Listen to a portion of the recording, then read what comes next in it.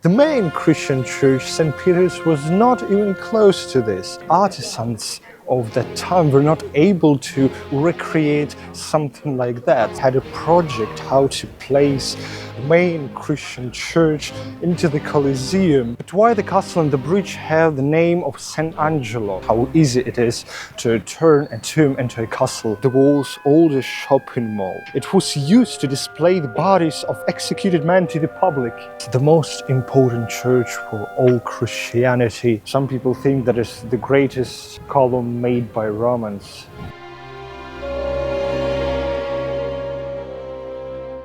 One interesting fact about Colosseum is that if you want to draw a cross between all famous to that time Roman churches, the center will be in the Colosseum. So when Christians wanted to choose a place for their main church, the Colosseum was the ideal place, and they actually had a project how to place the main Christian church into the Colosseum. It was constructed between 72 and 80 AD by Emperor Titus. It was big enough for 50,000 spectators, which is not bad.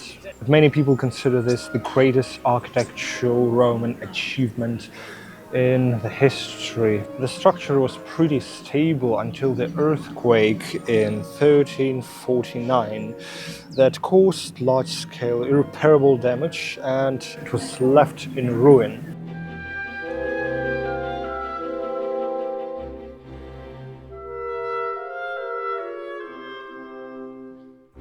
When Emperor Constantine first defeated the Emperor Maxentius, he built this arch to commemorate his victory. But most of the artwork was plundered from already existing Roman monuments. And here comes the funny thing. Some historians assume that artisans of that time were not able to recreate something like that. So they used artworks that were already existed before them. If you look closely, you'll definitely see this. You'll see how different pieces are connected into one arch.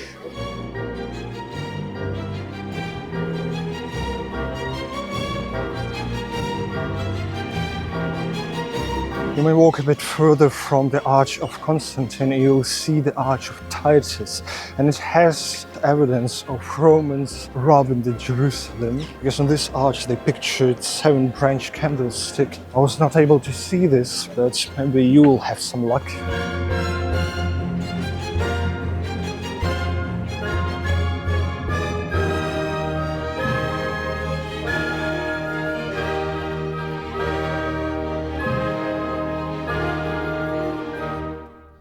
Why the castle and the bridge have the name of St. Angelo? They got this name in 6th century, and the legend says that on the castle's roof the angel came to declare the end of the plague in the city. It seems like on the top of the castle you can see exactly this angel, but I'm not sure about this. There is one unpleasant history with this bridge.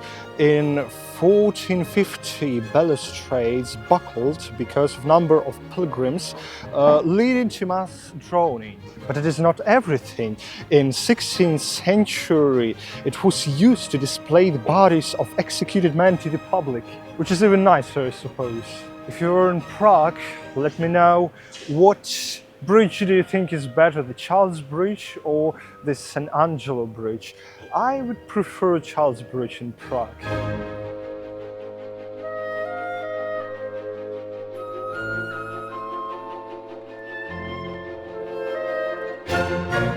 This building is much older than you may think it is. It was built between 135 and 139 as a tomb of the Roman Emperor Hadrian. It was designed to be slightly larger than the Mausoleum of August. Make a guess why. You already know from the Mausoleum of Augustus how easy it is to turn a tomb into a castle. And it was done so with this building as well. It was converted into a fortress in 401, but Visigoths scattered Hadrian's ashes everywhere. But in the 14th century that was used as a castle again, but now for popes. It was connected to St. Peter's with the covered passage. It is called Passetto di Borgo. It is really well visible. It looks like an aqueduct that connects the castle and the church. When you follow this aqueduct, and we'll see where it goes, is it still connected to the Vatican City?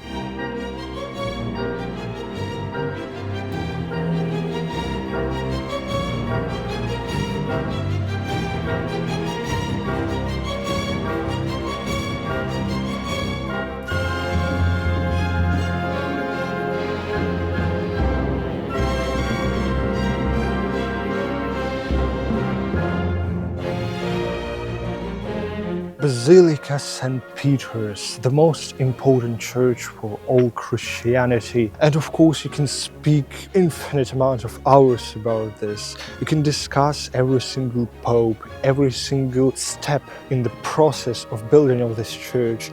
But that is not necessary. Rome is about what you find in this. And I have some interesting peculiarities I want to tell you about.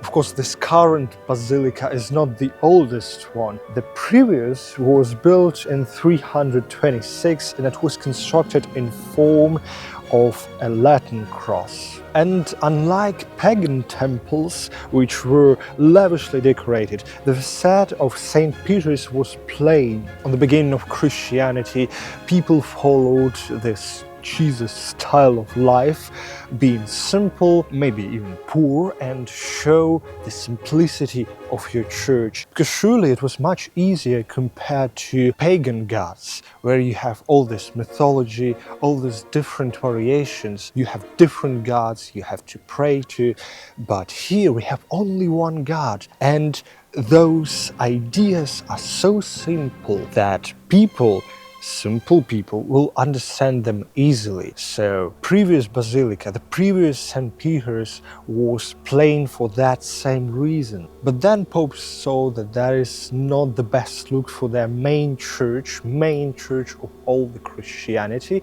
and they decided that they need to renovate it a bit. St. Peter's has incredible constructing history.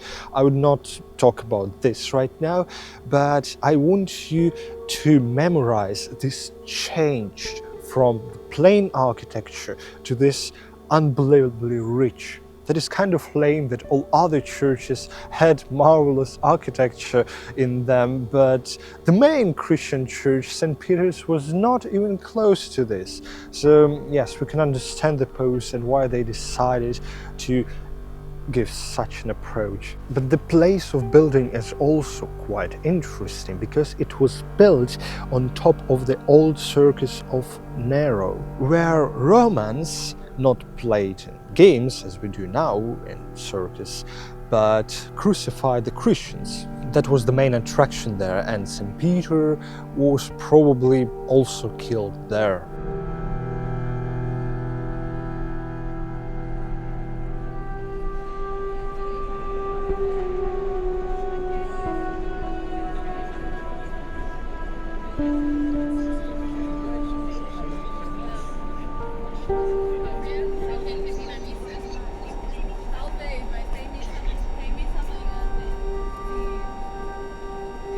My impressions on St. Peter's are quite interesting. I expected such richness and I got this, but I personally think the Vatican Museum is much more interesting in terms of art pieces, because St. Peter's is somehow too big and too consistent. And I believe many other smaller churches, they have much more to give you. But I don't want to say that St. Peter's is worse than other churches say so. Not quite the opposite. But I was expecting from St. Peter's something more special than they had there.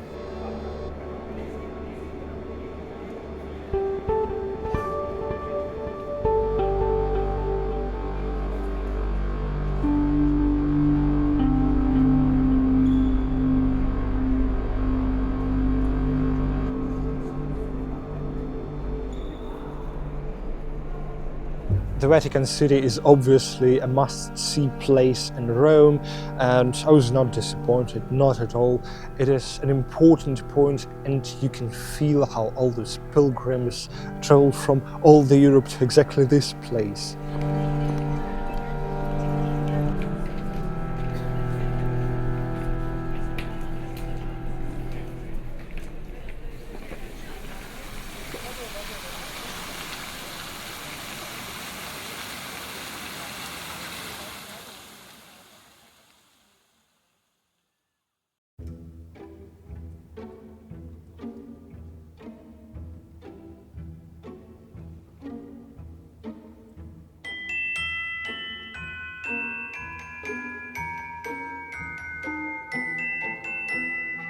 Ponte Fabricio is the oldest Roman bridge that stands in its original form in the city.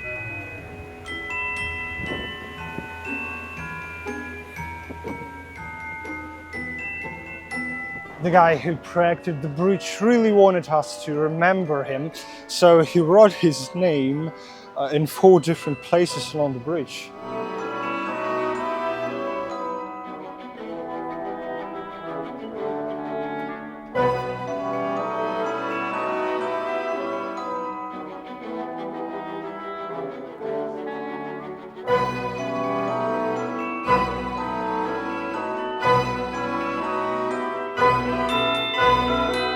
My favorite Roman forum is Forum of Trajan, and for 3 reasons.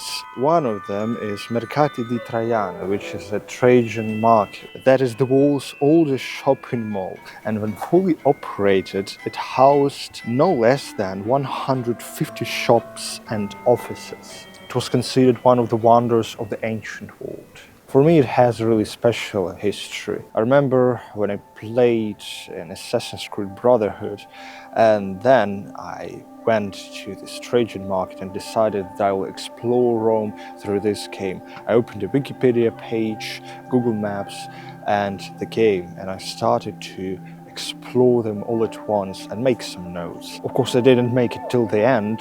So many stuff happened since then, but I could never think that I'll be in Rome, walking here with my own legs and exploring all those places I saw in the game I wanted to visit. That's why this place is really special and important for me, and I'm glad that I can finish my trip in Rome, this really short trip to Rome, exactly here, and then surely I'll come back with a better camera, with the better microphone, and recall Rome at night. I really want to recall Roman ruins because at night they look incredibly nice, but my camera will never allow me to make some great recordings now. So yes, I hope we'll be back here.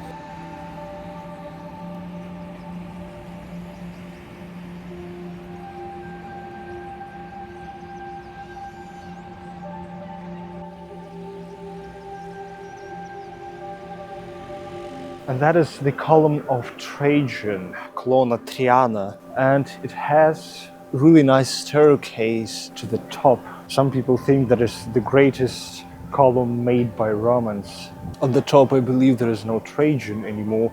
Like I said, they removed all Roman emperor sculptures. So probably that is St. Peter's because he holds 2 keys. Not sure about that.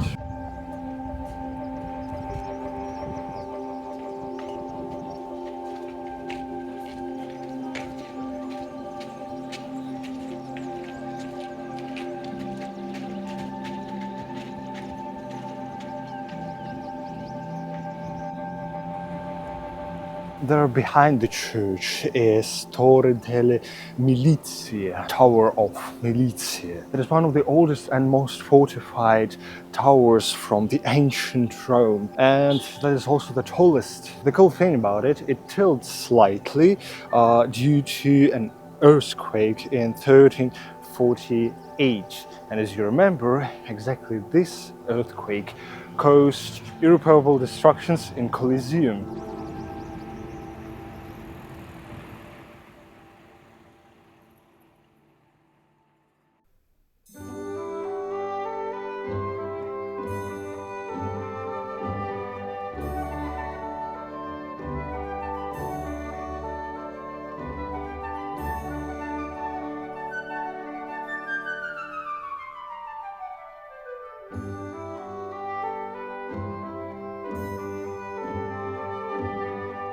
and that is Palazzo Venezia, the Palace of Venice Cardinals. Cardinals were in this power structure right after the Pope. So yes, they had a really great power, and here they were incredibly important in the city of Rome. So they were, of course, able to build such things. That palace might not look that great from the outside, but on the inside they have lots of artworks, and interiors are really well done. And actually we don't know who was the architect. Also, Mussolini led his speeches here. He really loved to do that thing from exactly this balcony.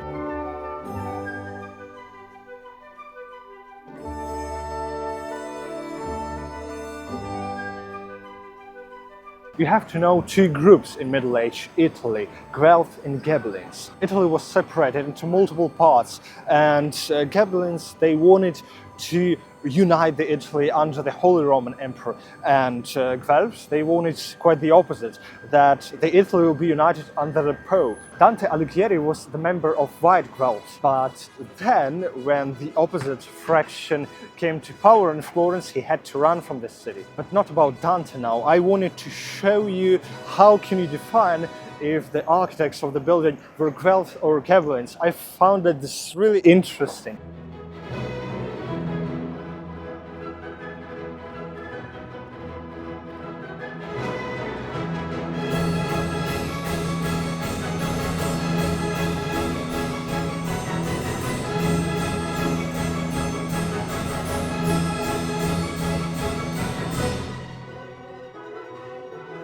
Vittoriano is very well visible from this city center, and that is a memorial to the first Italian king, Vittorio Emanuele II. But that is not only dedicated to a king, that is a symbol of Italian reunion. Like I said, Italy was broken into multiple parts, and powerful rulers wanted to unite the whole Italy, make this country whole again. The history of Italian reunion is filled with many interesting personalities, but this monument is dedicated not so for king, but for people of Italy, signing this moment when Italy was finally united. It also has a memorial for World War I soldiers. That is obviously a new made thing, but here is another one. Mussolini built a magistral from Colosseum on one side to this Vittoriano on the other side, through all Roman forums to show that he wants to rebuild the empire, but that is another story.